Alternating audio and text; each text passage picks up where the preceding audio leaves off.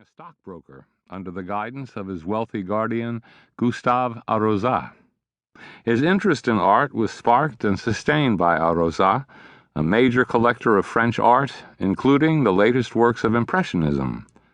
When the French stock market crashed in January 1882 and his own bank failed, Gauguin turned to painting and began to develop his considerable talent. Nurtured in Impressionism by painters of undoubted greatness, Pissarro, Cézanne, Van Gogh, Manet, Seurat, Degas, he strove to join their ranks. As he traveled about from Pontoise to Rouen, from Pont-Aven to Paris, he created portraits, still lifes, landscapes, in work increasingly phantasmagoric, portending the Gauguin who was to emerge. But Gauguin was disappointed with the result and lingered only a short time in the company of his dazzling contemporaries.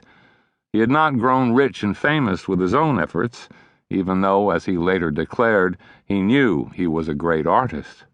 He longed for a simpler, easier life to meet this destiny. Paris, he wrote in 1886, is a wasteland for a poor man. I am going to Panama to live the life of a native. I shall take my paints and brushes and reinvigorate myself far from the company of men. It was not just poverty that drove Gauguin from civilization. He was at heart a restless soul, an adventurer, ever anxious to find what lay beyond the place he lived. In art, he was accordingly an experimentalist. In his wanderings, he was drawn to the exoticism of non-Western cultures and wanted to immerse himself in them in search of new modes of visual expression. He spent time in Panama and then Martinique. Returning home, he applied for a position in the French-ruled province of Tonkin, now northern Vietnam. When that failed, he turned at last to French Polynesia, the ultimate paradise.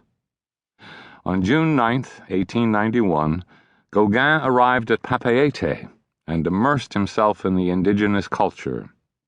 In time, he became an advocate of native rights and therefore a troublemaker in the eyes of the colonial authorities. Of vastly greater importance, he pioneered the new style called primitivism, flat, pastoral, often violently colorful, simple and direct and authentic. We cannot escape the conclusion, however, that Gauguin sought more than just this new style. He was also deeply interested in the human condition, in what it truly is, and how to portray it.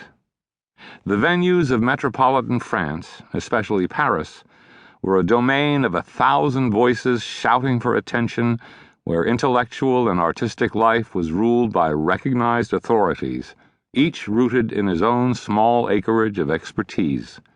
No one, he felt, could make a new unity out of that cacophony.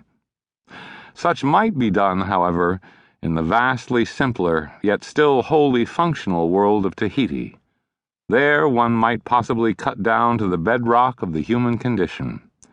In this respect, Gauguin was one with Henry David Thoreau, who earlier had retreated to his tiny cabin on the edge of Walden Pond to front only the essential facts of life and see if I could not learn what it had to teach, to cut a broad swath and shave close, to drive life into a corner and reduce it to its lowest terms.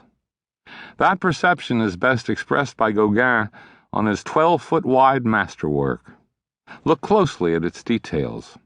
It contains a row of figures arrayed in front of a faint mélange of Tahitian landscapes, mountain, and sea. Most of the figures are female, this being the Tahitian Gauguin. Variously realistic and surreal, they represent the human life cycle. The artist intends for us to scan from right to left. A baby at the far right represents birth. An adult of ambiguous sex has been placed in the center, arms raised, a symbol of individual self-recognition. Nearby, to the left, a young couple picking and eating apples are the Adam and Eve archetype in quest of knowledge. On the far left, representing death, an old woman is hunched in anguish and despair. Thought to have been inspired